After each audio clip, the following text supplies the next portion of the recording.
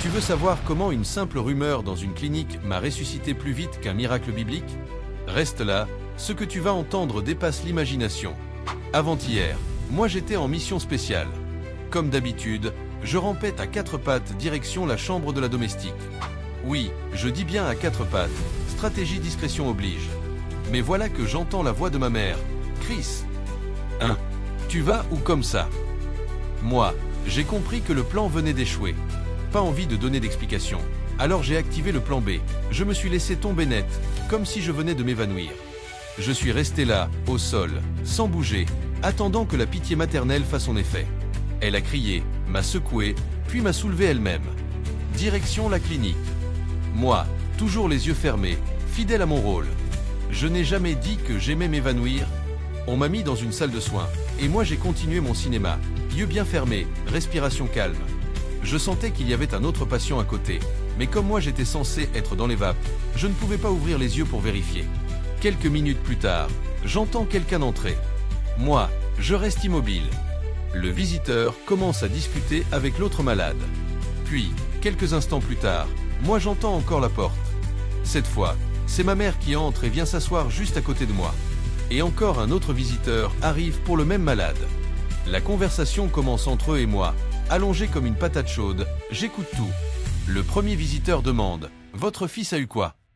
Ma mère répond « Il s'est évanoui depuis la nuit et n'a pas encore ouvert les yeux. » Puis le deuxième visiteur dit « Mais, c'est pas un vieux qui était couché là avant. » Le premier répond « Tu parles toujours du vieux? Il est mort depuis longtemps. Depuis qu'on est ici, 9 personnes sont décédées. Et c'est toujours sur ce lit que ça se passe. » Le deuxième demande « Mais qu'est-ce qu'il a ce lit-là? Il est maudit ou quoi ?»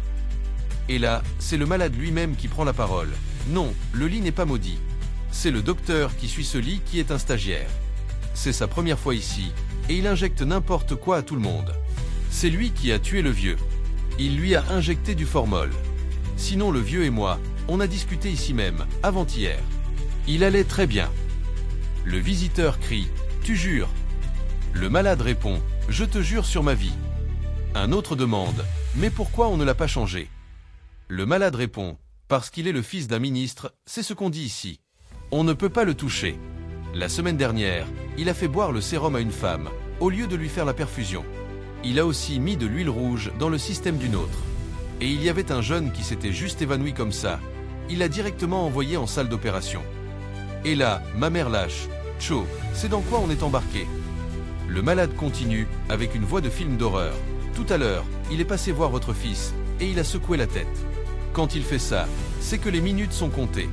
Et j'ai entendu dire qu'on prépare la salle de réanimation et d'opération. » Dès que moi j'ai entendu ça, mes yeux se sont ouverts tout seuls.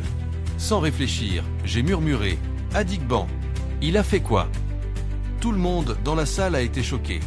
Moi, je suis descendu du lit directement. J'ai enfilé mon débardeur sans parler. Puis j'ai quitté la salle à pas rapide. En sortant, j'ai vu un docteur venir. Je ne savais pas si c'était le stagiaire ou pas. Mais moi, je ne voulais même pas savoir. J'ai regardé le portail. Il me paraissait trop loin. Trop dangereux. Alors moi, j'ai escaladé la clôture comme un athlète olympique.